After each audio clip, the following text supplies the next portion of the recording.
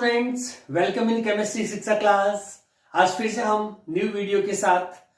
तो नाउ आज का जो हमारा वीडियो है वो है IUPAC nomenclature of organic compounds के अंदर introduction plus alkane alkene alkyne का नॉमेनक्लेचर सब्स्टिट्यूएंट्स के साथ में किस तरह से होता है, क्या उसका शॉर्ट ट्रिक है, उस सारा डिस्कशन अपन इस वीडियो के अंदर करेंगे। ओके, तो let's start. IUPAC nomenclature. Students, IUPAC nomenclature में जाने से पहले थोड़ा सा आपको इंट्रोडक्शन जानना होगा हाइड्रोकार्बन्स का। ओके, हाइड्रोकार्बन इनकी इसके अंदर स्पेसिफिक और definite ratio of carbon and hydrogen will be present as per valency. Okay, so hydrocarbon कितने तरीके से हो सकता है? तो हाइड्रोकार्बन की अपन दो बेसिक पार्ट्स करते हैं, जिसमें एक तो बोलेंगे open chain structure, okay, and second one is called close chain structure. दो तरह के हमारे पास में होंगे, एक ओपन चेन होगा और एक क्लोज चेन होगा। जो ओपन चेन स्ट्रक्चर्स होगा स्टूडेंट्स, उसमें आपकी स्ट्रेट चेन होगी जिसमें टर्मिनल्स प्रेजेंट होते हैं। आइडेंटिटी क्या है इसकी? टर्मिनल्स होंगे। जबकि साइक्लिक के केस में क्या होगा, सारे कार्बन आपस में साइकिल बनाएंगे तो इसमें टर्मिनल नहीं होगा। ठीक है, अपन वैलेंसी पे नहीं जाएं, खाली कार्बन पे ध्यान दीजिए। ओके, फिर ओपन चेन को अपन आगे जाकर के दो पार्ट में डिवाइड कर देते हैं। एक तो कौन सा कहलाएगा आपका सैचुरेटेड हाइड्रोकार्बन। ठीक है, ये सारा इंट्रोडक्शन है, saturated hydrocarbon. And second one is called unsaturated hydrocarbon. Unsaturated hydrocarbon. जो सैचुरेटेड हाइड्रोकार्बन स्टूडेंट्स, अपन इसमें एल्कीन है ना, एल्कीन का कोई भी एल्केन फॉर्मूला कैसे बनाएंगे? तो इसके अंदर एल्केन का जो फॉर्मूला होगा स्टूडेंट्स, वो हमारा कौन सा होगा? CnH2n+2। ठीक है, और अनसैचुरेटेड में दो पार्ट हो जाएंगे, जिसमें से एक आपका कहलाएगा एल्कीन और second one is called alkyne. Alkene का फॉर्मूला क्या आएगा? CnH2n। इसका क्या होगा? CnH2n-2। तो ये हो गया आपका एल्केन, एल्कीन और एल्काइन। ठीक है, और साइक्लिक में जब भी अपन जाएंगे तो साइक्लिक में दो मेजर कैटेगरीज होती है, जिसमें से एक तो आपका कहलाएगा एलिसाइक्लिक हाइड्रोकार्बन्स और एक कहलाएगा एरोमेटिक हाइड्रोकार्बन। ये दो तरह के होंगे। एलिसाइक्लिक मींस जिसमें साइकिल फॉर्म में हो लेकिन कैरेक्टरिस्टिक्स एल्केन एल्कीन एल्काइन जैसा हो, जैसे साइक्लो। ठीक है, इस तरह से पॉइंट जब आएंगे तो इसको बोलेंगे साइक्लोप्रोपेन, साइक्लोब्यूटेन, साइक्लोपेंटेन, साइक्लोहेक्सेन। इस तरह से इनके नाम होंगे। ठीक है, इसमें स्टूडेंट्स ये जो अपन इस तरह से लिखते हैं, इनको आईयूपीएसी के अंदर बोलेंगे डैश लाइन। ठीक है, डैश लाइन या बॉन्ड लाइन स्ट्रक्चर्स बोलते हैं। बॉन्ड लाइन स्ट्रक्चर्स में क्या होगा कि आपका जो कार्बन होता है वो पॉइंट, ये जितने भी पॉइंट आपको दिख रहे हैं ये कार्बन कंसीडर होंगे और 3 कार्बन और साइकिल में है, तो साइकिल के लिए प्रीफिक्स होता है साइक्लो। उसके बाद रूट वर्ड का RW means root word means total number of carbon कितने हैं, तो वो हमारे पास एक सीक्वेंस होगी। सीक्वेंस याद कर लीजिए। जैसे आईयूपीएसी के अंदर जब भी अपन नॉमेनक्लेचर करेंगे तो up to 12 carbon Greek language में किस तरह से लिखे जाएंगे। तो लैंग्वेज वाइज अगर चले ग्रीक में, तो पहला 1 को बोलेंगे मैथ, 2 को बोलेंगे एथ, 3 को बोलेंगे प्रॉप, 4 को बोलेंगे ब्यूट, 5 को बोलेंगे पेंट, 6 को बोलेंगे हेक्स, 7 को बोलेंगे हेप्ट, 8 को बोलेंगे, साथ साथ याद करिए, ऑक्ट। ओके, 9 को बोलेंगे नन, 10 को बोलेंगे डेक, 11 को बोलेंगे अनडेक, 11 इज अनडेक, 12 हो जाएगी डूडेक, है ना। इस तरह से ये 20 पे इसको ईस्कॉन बोलते हैं। ठीक है, 30 पे इसको ट्राई, आपको 12 तक मेजर काम आता है, और 30 को बोलते हैं ट्राई एकॉन्ट, है ना, ट्राई एकॉन्ट। इस तरह से इनके नॉमेनक्लेचर 100 तक होते हैं, हेंट्राकॉन्ट तक, लेकिन अपन 12 तक इसको मोस्टली यूज करते हैं। तो ये हमारे पास, और एरोमेटिक के अंदर अगर जाएंगे तो आगे बेंजीन और उसके डेरिवेटिव्स आ जाएंगे, जो अपन फर्दर डिस्कस करेंगे। तो ये इंट्रोडक्शन हाइड्रोकार्बन का। अब इस बेसिस पे अपन सीखते हैं आईयूपीएसी नॉमेनक्लेचर। यस स्टूडेंट्स, अब अपन थोड़ी सी और प्रैक्टिस करेंगे। हाइड्रोकार्बन के स्ट्रक्चर कितनी तरह से ड्रॉ किए जा सकते हैं। ठीक है, तो अब है structure of hydrocarbon, structures of hydrocarbon. इससे आपका आईयूपीएसी इजी टू अंडरस्टैंड होगा, इसीलिए इंट्रोडक्शन जरूरी है। स्ट्रक्चर ऑफ हाइड्रोकार्बन किस तरीके से लिखा जा सकता है, जैसे अपन कुछ एग्जांपल लेते हैं। सपोज आपको एल्केन में कोई स्ट्रक्चर लिखना है, ठीक है, तो एक एग्जांपल ले लिया, जैसे मान लो सपोज 5 कार्बन का कोई कंपाउंड बनाना है, तो एल्केन में क्या फॉर्मूला होता है, CnH2n+2, है ना, यानी कि कार्बन का जितने नंबर उसको डबल करके +2 कर दीजिए, तो ये कितना आ जाएगा आपका 12 हो जाएगा, C512। इस तरह से जो भी लिखते हैं इसको स्टूडेंट्स बोलते हैं molecular formula, MF, molecular formula. अब मॉलिक्यूलर फॉर्मूले को आगे आप कन्वर्ट कर सकते हैं स्ट्रक्चरल फॉर्मूले के अंदर, ठीक है। अब स्ट्रक्चरल फॉर्मूला कैसे दिखेगा C5 का, तो इसमें आपको क्या करना है, इस तरह से कार्बन चेन बनानी जितने नंबर ऑफ कार्बन है, ठीक है। उसके बाद जैसे 3 और 5 हो गए, ठीक है, बाकी हाइड्रोजन प्लेस कर दीजिए स्ट्रक्चर्स के अंदर, और कार्बन की वैलेंसी 4 से ज्यादा एक्सीड नहीं होनी चाहिए, तो इस तरह से करके इसके पास सारे बॉन्ड प्लेस कर दीजिए, और जितने भी आपके सिंगल बॉन्ड्स आए हैं कार्बन पे, इन सबको स्टूडेंट्स आप क्या प्लेस करेंगे, H, ठीक है।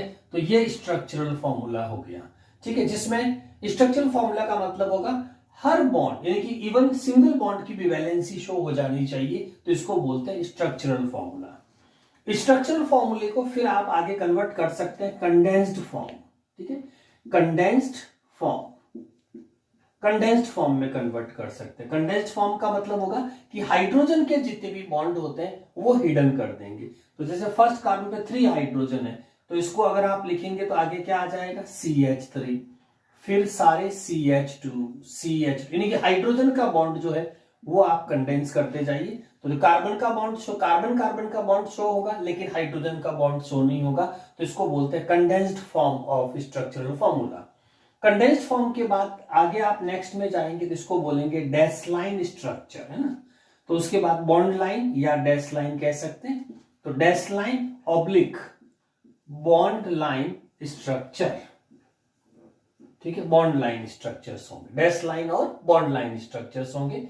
अब इसमें क्या करना है स्टूडेंट, एक सिस्टम होता है, याद रखिए, जिसको बोलते हैं जिगजैग सिस्टम, ठीक है, जिगजैग सिस्टम। तो जिगजैग से अपन इसको लिखेंगे, जिगजैग में क्या होगा, जितने भी कार्बन है एक कार्बन को पॉइंट मान लीजिए और उसके बाद जिगजैग फॉर्म के अंदर पॉइंट्स बनाइए। जैसे मान लो सपोज आपके पास 5 कार्बन, तो पॉइंट पहले स्टार्टिंग जहां से करेंगे वहां फर्स्ट पॉइंट होगा, फिर सेकेंड पॉइंट, फिर third point, fourth point, fifth point, इस तरह से। तो इसमें क्या हुआ, कार्बन और हाइड्रोजन दोनों ही हिडन हो गए, सिर्फ एंड सिर्फ पॉइंट शो कर रहा है, ठीक है। अब अगर हमें इसका स्ट्रक्चर बनाने के लिए वापस से अगर स्ट्रक्चर बनाने के लिए कहेंगे तो अपन कैसे करेंगे, जैसे ये पॉइंट है, इस पॉइंट को क्या मान लो, कार्बन, फिर वापस ऊपर की तरफ पॉइंट है, इसको कार्बन मान लीजिए, फिर वापस नीचे की तरफ पॉइंट है, कार्बन कार्बन एंड कार्बन, ठीक है। ये चाहे स्ट्रेट लिखो चाहे ऐसे लिखो, तो यहाँ पे कार्बन की वैलेंसी ऑब्वियसली 4 पूरी करनी है, तो 3 हाइड्रोजन चाहिए, यहाँ 2 हो गए तो 2 ही हाइड्रोजन चाहिए, तो बीच वाले पे 2 हाइड्रोजन और टर्मिनल वाले पे 3rd हाइड्रोजन।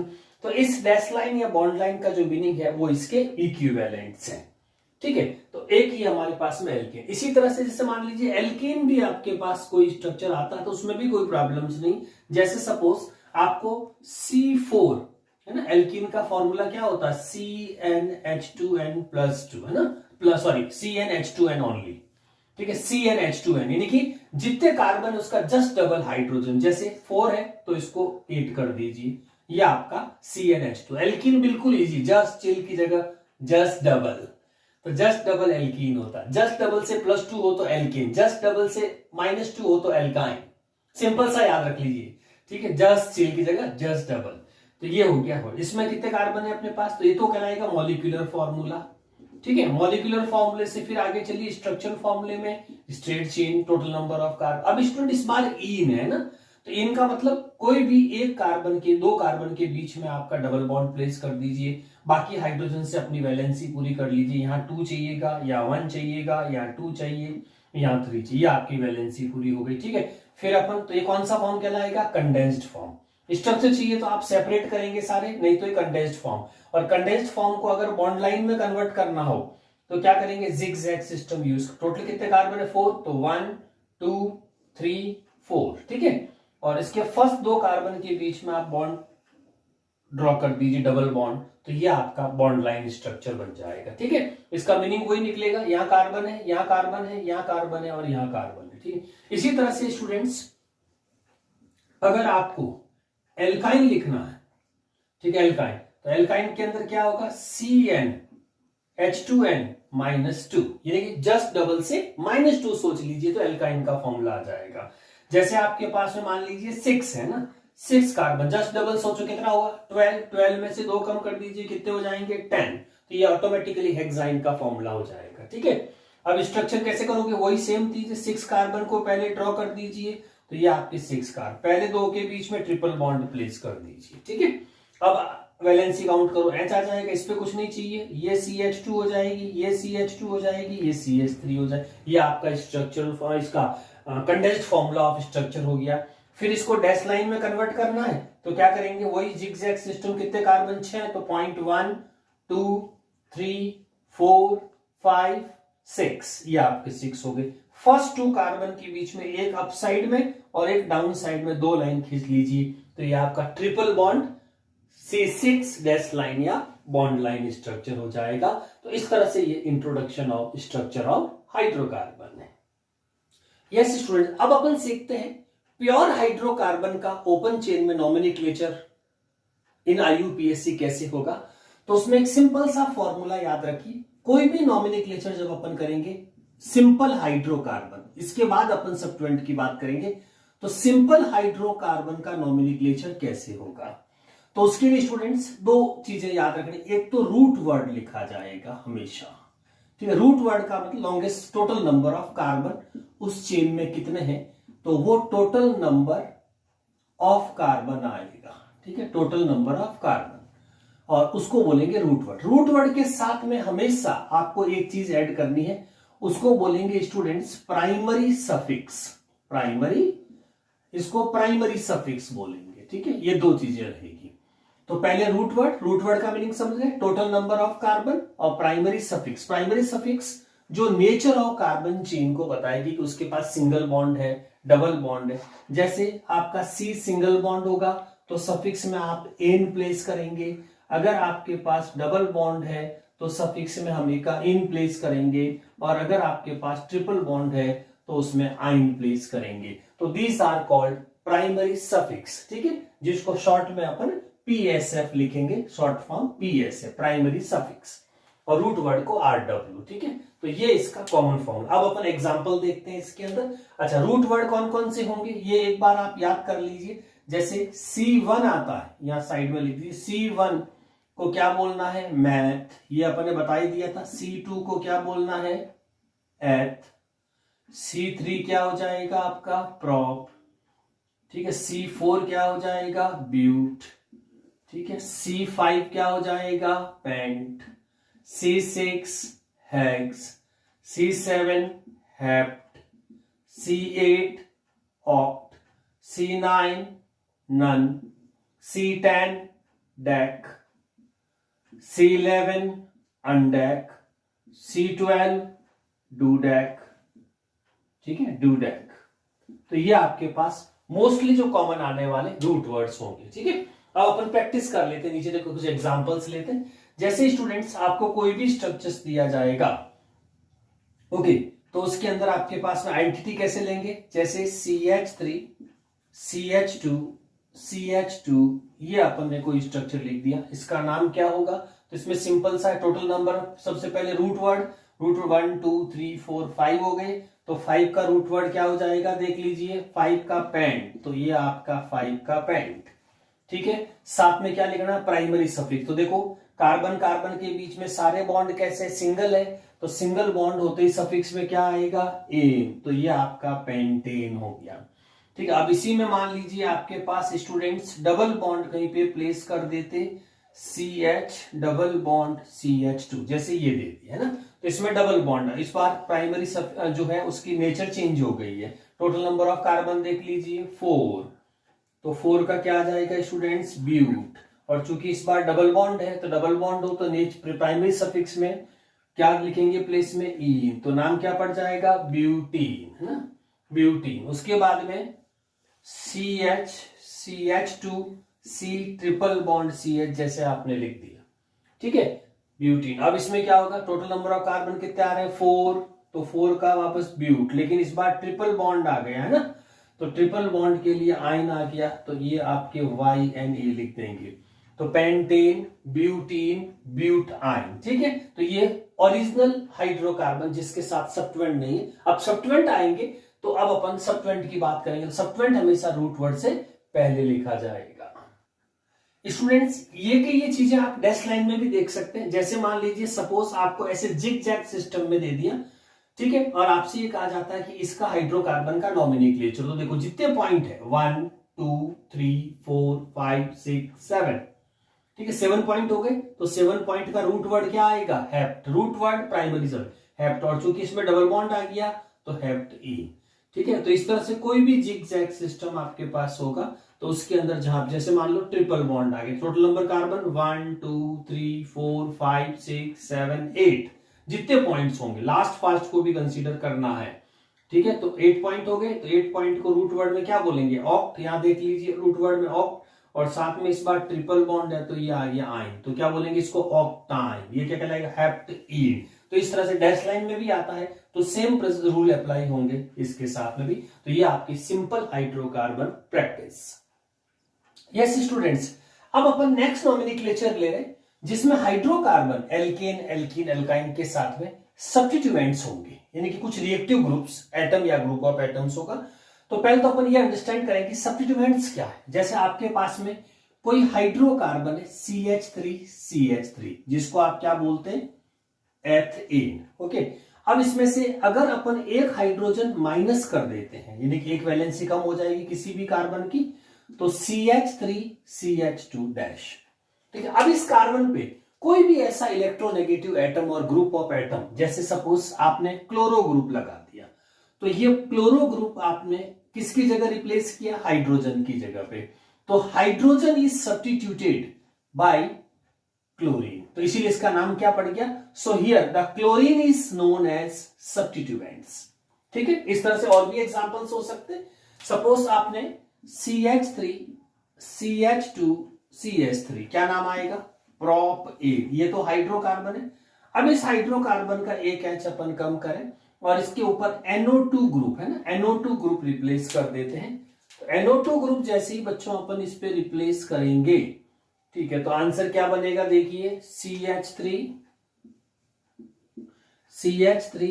ठीक है, और कहीं पे भी किसी भी जगह, जैसे सपोज आपने यहां पे लगा दिया NO2 ग्रुप, तो ये NO2 ग्रुप यहाँ पे आपने सब्स्टिट्यूट कर दिया, ठीक है, तो ये NO2 हो गया। तो ये आपका क्या कहलाएगा, तो यहां पे भी ऐसे ही बोलेंगे कि हाइड्रोकार्बन के साथ में आपने NO2 जो ग्रुप ऑफ इलेक्ट्रोनेगेटिव है एनोडाइट, उसको सब्स्टिट्यूट किया, तो अपन कह सकते हैं the hydrogen is substituted by NO2, तो NO2 उसकी जगह पे आ गया, इसीलिए इसका नाम पड़ गया सब्स्टिट्यूएंट्स। तो किसी भी हाइड्रोकार्बन में हाइड्रोजन को रिप्लेस करके अगर अपन कोई भी ऐसा इलेक्ट्रोनेगेटिव या ग्रुप एटम करते हैं, तो सब्स्टिट्यूट करते हैं, तो उसको अपन सब्स्टिट्यूएंट्स बोलते हैं IUPAC के अंदर।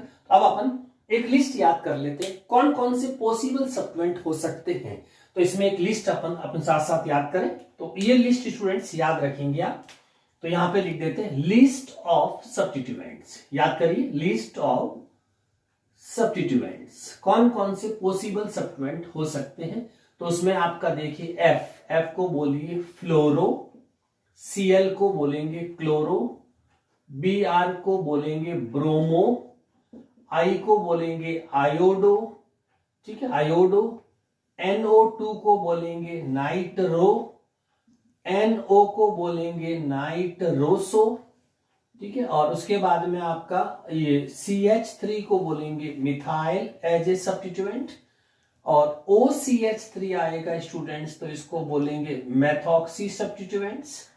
C2H5 आएगा तो इसको बोलेंगे इथाइल। C2H5 को आप स्प्रेड करके CH2CH3 भी लिख सकते हैं।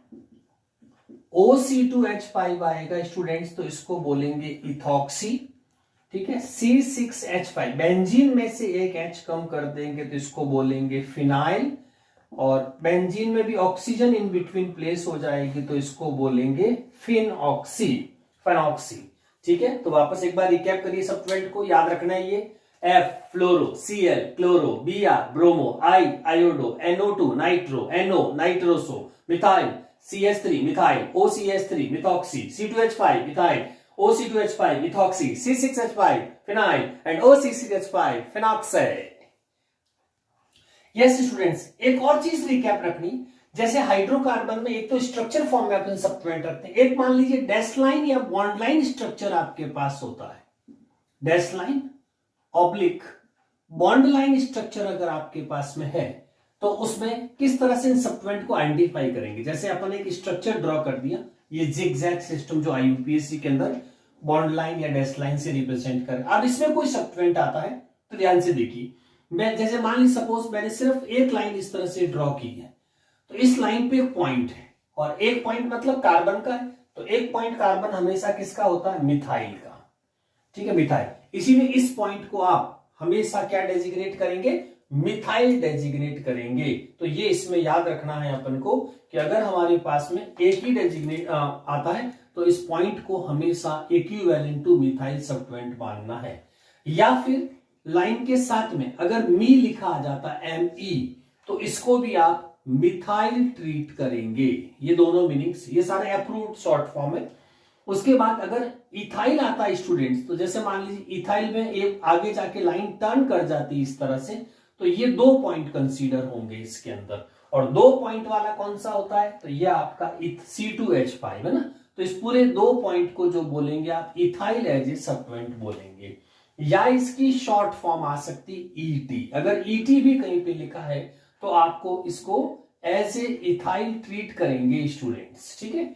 उसके बाद में अगर कहीं पे डेसिमल के बाद ओमी लिखा आ जाए, ओमी, तो ओमी इसका मिथॉक्सी का शॉर्ट फॉर्म है O, और मिथाइल का मी, तो ओमी। तो ओमी का क्या मीनिंग निकालेंगे बच्चों, मैथॉक्सी इसका मीनिंग हो जाएगा, ठीक है।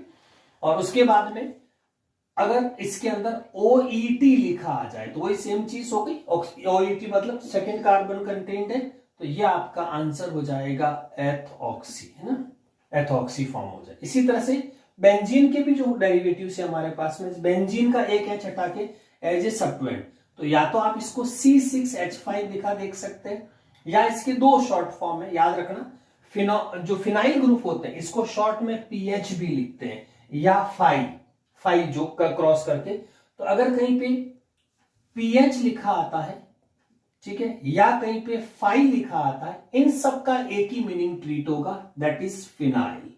इसको भी फिनाइल बोलेंगे। अगर PH लिखा आया तो इसको भी फिनाइल बोलेंगे, और अगर फाइव लिखा आया तो इसको भी आप फिनाइल बोलेंगे, ठीक है। तो इस तरह से इस फॉर्म में रहेगा। नाउ नेक्स्ट देखिए, अगर OC6H5 है तो OC6H5 में क्या हुआ आपका, इसको या तो OC या OPH लिखा आ सकता है, या O5 लिखा आ सकता है, ठीक है। अगर OPH या O5 आता है तो आप इसका मीनिंग ट्रीट करेंगे फेनॉक्सी, और O5 भी लिखा आता है तो भी इसको आप फिनॉक्सी। तो ये कुछ शॉर्ट फॉर्म, और बाकी जो रिमेन्स है उनका एज सच रिप्रेजेंटेशन रहेगा, उसमें कोई चेंजेस नहीं है। तो ये अपन को डैश लाइन या बॉन्ड लाइन में इस तरह की कोई शॉर्ट फॉर्म्स आती है तो उसको आप हमेशा इस तरह से इसका मीनिंग ट्रीट करेंगे, क्योंकि वेरी इंपॉर्टेंट है कॉम्पिटिटिव एग्जाम्स के लिए। तो वापस देख लीजिए, only 1 line methyl, 2 dots ethyl, Me methyl, ET ethyl, OMe methoxy, OET ethoxy, C6H5 phenyl, PH phenyl, 5 phenyl, OPH phenoxy, O5 phenoxy, ठीक है। तो ये डैश लाइन में आपके यूज होंगे। यस, रिकॉल कर लीजिए। यस स्टूडेंट्स, अब अपन IUPAC प्रैक्टिस करते हैं। नॉमेनक्लेचर ऑफ एल्केन लेते हैं सबसे पहले विद सब्स्टिट्यूएंट। सब्स्टिट्यूएंट की लिस्ट आपने अभी देखी थी, इसमें प्रैक्टिस देखिए किस तरह से करें। जैसे आपको कोई स्ट्रक्चर दे रखा, CH3 CHCl CH2 CHNO2 CHBr CH2 CH, ये कोई स्ट्रक्चर दे रखा, आपको इसका IUPAC लिखना है, ठीक है। तो देखिए मैंने साइड में रूल लिखे, इस रूल को ध्यान से देखिए, क्या क्या रूल फॉलो करते हुए नॉमेनक्लेचर को कंप्लीट करेंगे। तो सबसे पहले जो भी गिवन स्ट्रक्चर होता है उसमें selection of longest chain, longest chain के लिए किसी भी एक टर्मिनल से सेकंड टर्मिनल तक आप देख सकते हैं, और भी इसमें हो सकती है। तो अभी लॉन्गेस्ट चेन जो भी होगा उसको इस तरह से बॉक्स में लिख दीजिए, तो आपके लिए इजी, कोई कंफ्यूजन नहीं रहेगा। तो ये आपकी लॉन्गेस्ट चेन, और इसको बॉक्स में पैक कर दीजिए। उसके बाद में सेकेंड रूल है रेस्ट ऑल सब्स्टिट्यूएंट। जो भी इस लॉन्गेस्ट चेन से बाहर रह गए स्टूडेंट्स, उनको आप सब्स्टिट्यूएंट, तो इनको ऐसे अम्ब्रेला टाइप ड्रॉ कर दीजिए, तो ये कहलाएंगे सब्स्टिट्यूएंट्स, ठीक है। और इन सब्स्टिट्यूएंट के नाम क्या क्या होंगे ये आप यहाँ पे प्रैक्टिस करने के लिए लिख दीजिए। क्लोरो, जो आपको याद होंगे अभी पहले किए थे अपने, नाइट्रो, और बीआर को क्या बोलेंगे, ब्रोमो। ये सब्स्टिट्यूएंट के नेम हो गए। ये सेकंड रूल ओवर हो गया। Now comes to third rule है नंबरिंग। अब चूंकि यहाँ पे लॉन्गेस्ट चेन के दो टर्मिनल होते हैं, एक तो आप इस साइड से वहां तक जा सकते हैं, या आप राइट टू लेफ्ट और लेफ्ट टू राइट, दो डायरेक्शन में से कोई एक राइट होगा। अब वो किस बेसिस पे होगा, तो उसमें वापस देखिए नंबरिंग के अंदर ए रूल है कि सबसे पहले आपको क्या देखना है कि see nearer position of substituent from any terminal. किसी भी टर्मिनल से पहला सब्स्टिट्यूएंट नजदीक आ जाना चाहिए। जैसे यहां से चलेंगे तो 2 पे आ रहा है, देखो 1 2 पे क्लोरो आ रहा है। उस साइड से देखिए आप 1 2 3 पे ब्रोमो आ रहा है, ठीक है। तो इसीलिए यहाँ पे क्या होगा, नियर पोजीशन किसकी आ रही है, तो यहाँ पे ये वाली आपकी पोजीशन नियर आ रही, तो ये बिल्कुल सही आंसर हो जाएगा।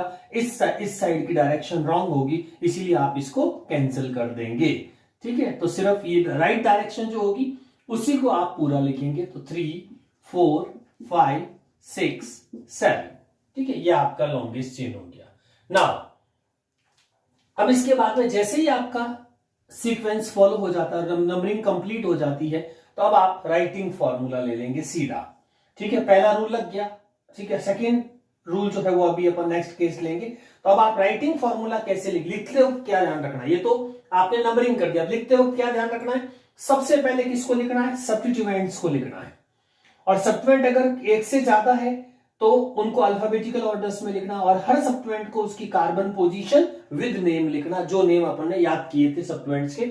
उसके बाद उसका रूट वर्ड लिखेंगे लॉन्गेस्ट चेन का, और फिर उसके साथ में प्राइमरी सफिक्स यानी कि एन इन आइन, वो डिपेंड्स करता है उसमें क्या अवेलेबल है। तो यस, तो सबसे पहले सब्स्टिट्यूएंट अगर एक से ज्यादा है तो उनको अल्फाबेटिकली ऑर्डर पोजीशन के साथ में लिखेंगे। तो 5 पे ब्रोमो आएगा, तो सबसे पहले आप 5 पे क्या लिखेंगे, ब्रोमो, ठीक है। उसके बाद 4 पे क्या आ गया आपका, ठीक है, इससे पहले 2 पे, क्योंकि 2 आपका जो है वो C4 क्लोरो, तो ये क्लोरो आज अल्फाबेटिकल ऑर्डर है। और उसके बाद में 4 जो है ये आपका क्या हो जाएगा, नाइट्रो, तो ये अल्फाबेटिकल ऑर्डर, ब्रोमो C और B, क्लोरो C और नाइट्रो N, तो ये सीक्वेंस में ये आपके सब्स्टिट्यूएंट विद पोजीशन कंप्लीट हो गए। नाउ कम्स टू सेकंड, क्या है, रूट वर्ड। रूट वर्ड का मतलब होता है टोटल नंबर ऑफ कार्बन कितने हैं, 7। 7 को ग्रीक में क्या बोलते हैं, हेप्ट, ये हेप्ट हो गया। उसके बाद क्या लिखा है, प्राइमरी सफिक्स। तो प्राइमरी सफिक्स अपन ने क्या कहा था, एन इन आइन में से होगा, क्योंकि सारे ही सिंगल बॉन्ड से इसमें, तो प्लेस क्या होगा, एन, ठीक है। तो ये आपका एक कंप्लीट परफेक्ट नॉमेनक्लेचर आ गया, ठीक है। तो इस तरह से अब लिखते वक्त कुछ जनरल रूल्स जो ध्यान रखने हैं आपको, जैसे मैंने नॉमेनक्लेचर लिखा, तो देखिए स्टूडेंट्स ये डिजिट है ना, डिजिट और ये कहलाता है आपका वर्ड, तो वर्ड डिजिट और वापस क्या आ गई, डिजिट, ठीक है, डिजिट। तो इस ध्यान रखिएगा, डिजिट वर्ड के बीच में हमेशा हाइफन लगेगा, वर्ड डिजिट के बीच में भी हाइफन लगेगा, डिजिट वर्ड में भी हाइफन, तो इस तरह से रूल फॉलो जाए। लेकिन अगर जहां पे 2 कंटिन्यू वर्ड्स आ रहे हो या 3 आ रहे हो, तो वर्ड के बीच में कभी स्पेस नहीं रहना चाहिए, पूरी एक ही स्पेलिंग बढ़ेगी। तो वर्ड नो स्पेस, ठीक है, वर्ड में किसी तरह का स्पेस नहीं रखेंगे, वो एज इट इज पूरा चलेंगे, only first letter can capital.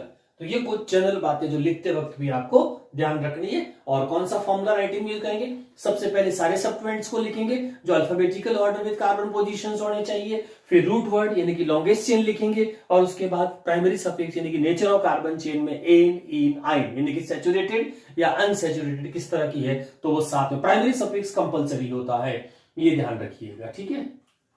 Yes, कुछ और प्रैक्टिस करते हैं स्टूडेंट्स, जैसे अपन एक और नॉमेनक्लेचर्स लेते हैं, NO2 CH2 CH CH3 CH2, इस तरह से इसमें एक नॉमेनक्लेचर अपन और ट्राई करते हैं। लेट अस स्टार्ट प्रैक्टिस, ठीक है। ये कोई नॉमेनक्लेचर आपके पास में है, ओके।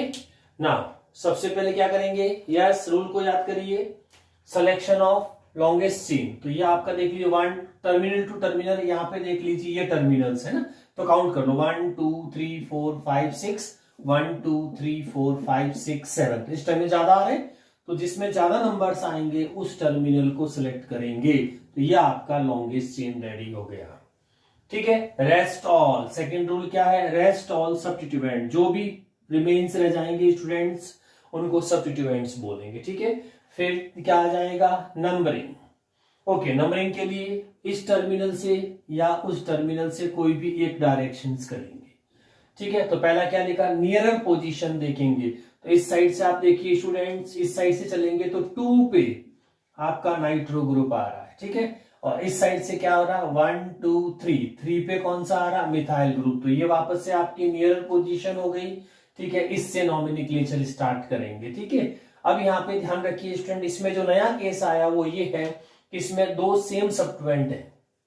तो पहले तो NO2 को क्या बोलोगे आप, नाइट्रो, और CH3 को क्या बोलोगे, मिथाइल। ठीक है, लिखते वक्त क्या ध्यान रखना, सबसे पहले किसको लिखते हैं, सब्स्टिट्यूएंट्स को, फिर किसको लिखते हैं, रूट वर्ड को, फिर किसको लिखते हैं, प्राइमरी सफिक्स को। तो ये सीक्वेंस पक्का ध्यान रखना है। तो सबसे पहले सब्स्टिट्यूएंट एक से ज्यादा हो तो अल्फाबेटिकल, और सेम हो तो di tri tetra with positions लिखेंगे। तो सबसे पहले N और M में पहले आ गया आपका M, कौन कौन सी पोजीशन पे आ रही है, पहले डायरेक्शन कौन सा सही, ये वाला है। तो इस डायरेक्शन 1 2 3 4 5 6 7। ठीक है, तो अब देखो 2 ये आपका एक तो हो गया 4 पे और एक हो गया 5 पे, है ना, ये 4 पे और ये 5 पे। तो 4,5 डिजिट में हमेशा कॉमा आएगा, इसका ध्यान रखना है। फिर आ जाएगा डाई, है ना, पहला लेटर चाहे तो कैपिटल लिख सकते हैं, डाई मिथाइल। ठीक है, काउंटिंग कर लें, जितनी डिजिट आएगी ट्राई टेट्रा कितने भी हो सकते हैं। फिर सेकंड कौन सा है आपका, 2 नाइट्रो। तो ये आपका 2 पोजीशन पे नाइट्रो आ गया। फिर ये पूरी chain students, total number, root word, total carbon, कितने कार्बन थे, तो 7। तो 7 को क्या बोलोगे, हेप्ट, और सिंगल बॉन्ड एन। ये इसका नॉमिनोक्लेचर हो गया। ठीक है, एक और देखिए, जैसे स्टूडेंट CH3 CH2 ठीक है, अब अपन इसमें एक जगह क्लोरो प्लेस कर देते हैं और एक जगह आपका ब्रोमो प्लेस कर देते हैं। ठीक है, यस, जल्दी सोचिए इसका क्या नाम हो सकता है। तो सबसे पहला rule student, selection of longest chain, ये आपकी सिलेक्शन ऑफ लॉन्गेस्ट चेन हो गई। नेक्स्ट है रेस्ट ऑल सब्स्टिट्यूएंट, जो भी पीछे रह गए वो सारे सब्स्टिट्यूएंट्स। थर्ड रूल है स्टूडेंट्स, नंबरिंग में सबसे पहले क्या देखते हैं, nearer position of substituent from any terminal, किसी भी साइड से पहला टर्मिनल नियरर होना चाहिए।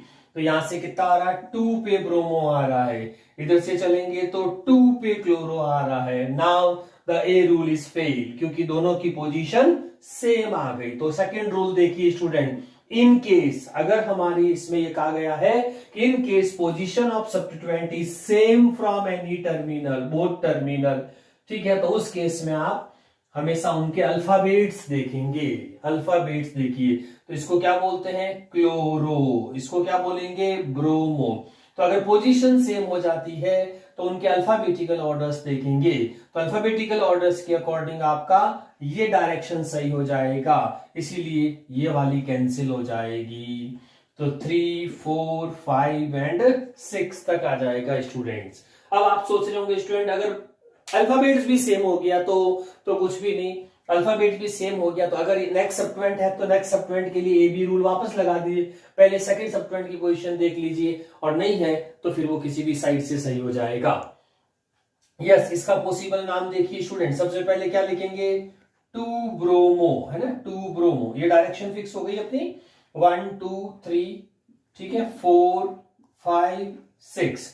तो 2 ब्रोमो के बाद स्टूडेंट्स आपके पास क्या आएगा, 5 क्लोरो, है ना, 2 ब्रोमो के बाद 5 क्लोरो, टोटल नंबर कार्बन 6 को क्या बोलेंगे, हेक्स, रूट वर्ड, ये याद रखना formula, substituent, root word, primary suffix, hex, और हेक्स के साथ सिंगल बॉन्ड का एन लग जाएगा।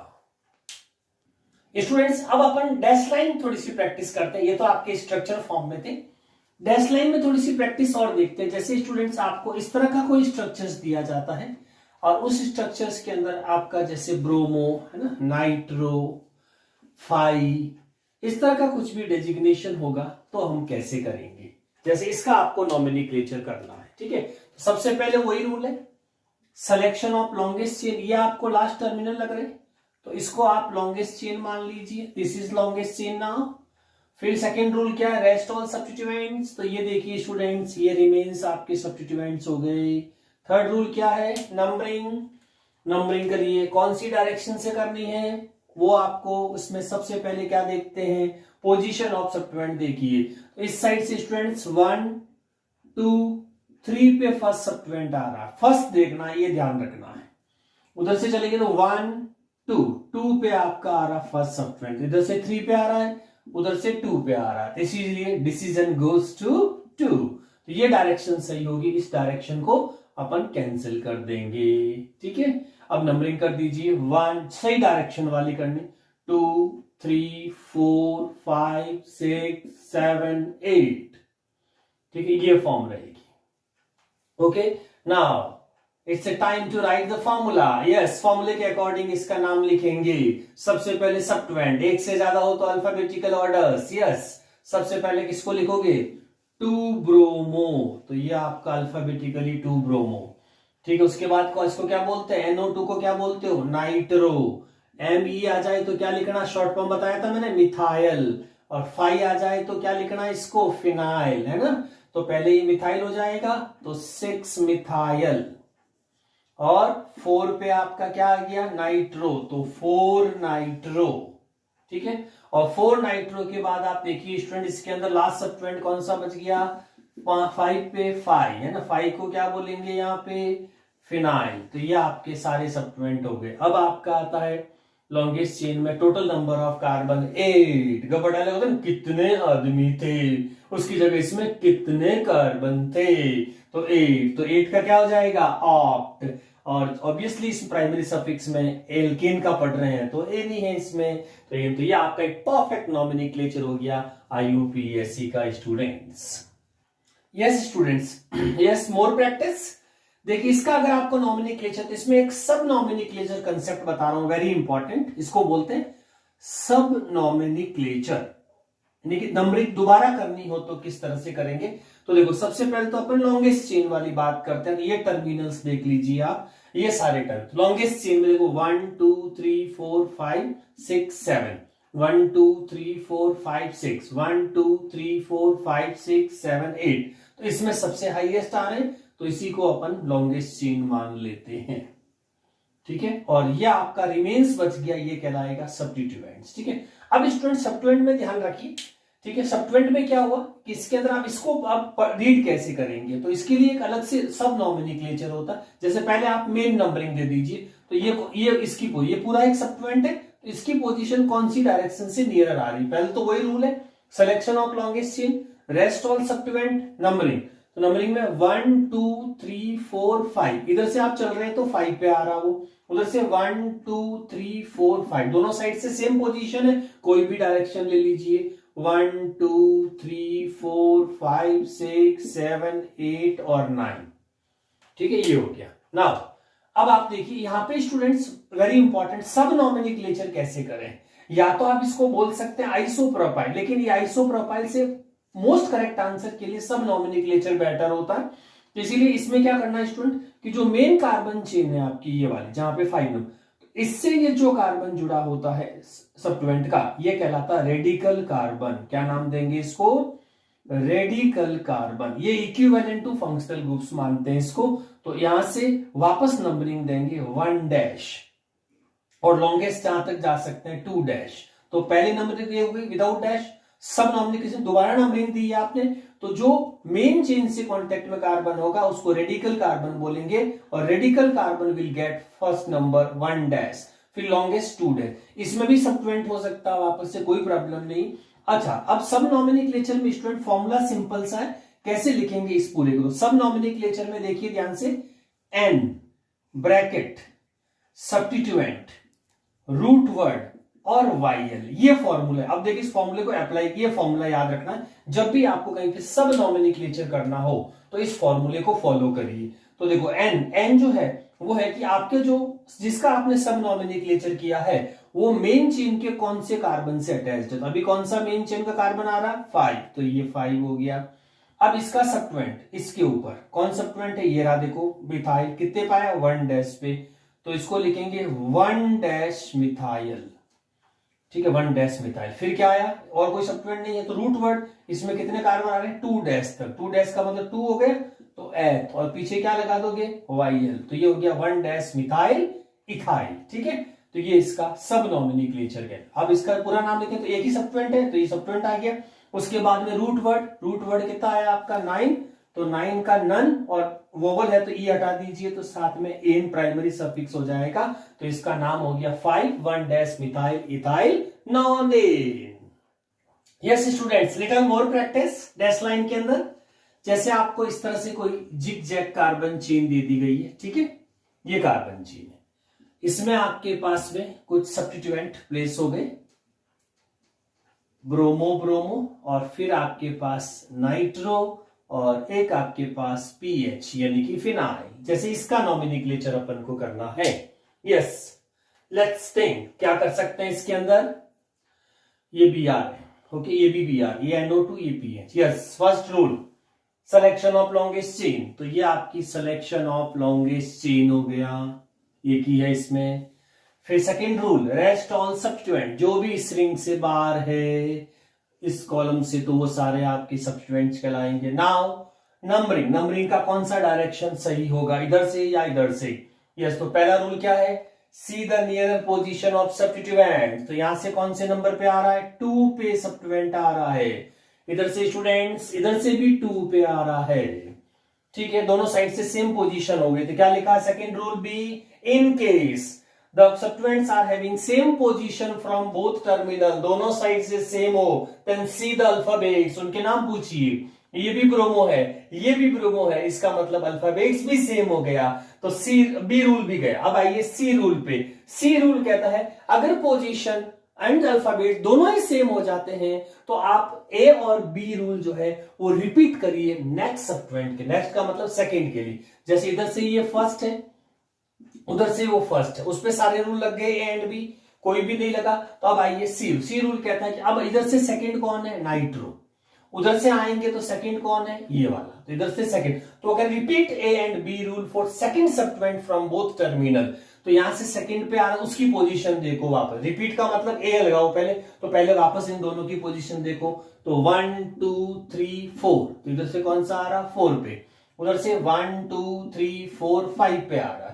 तो देखो इस साइड से नियर आ गया सेकंड सब्स्टिट्यूएंट, तो वापस सेकंड सब्स्टिट्यूएंट के लिए ए रूल है। ऐसा आप कितनी टाइम्स इसको रिपीट कर सकते हैं, तो इसीलिए ये डायरेक्शन परफेक्ट हो जाएगी। अब इस डायरेक्शन को यहां से हटा दीजिए। Yes, 1 2 3 4 5 6 7 8 9 and 10। यस, लिखते वक्त हमेशा स्टूडेंट्स अल्फाबेटिकल ऑर्डर ही लिखना है।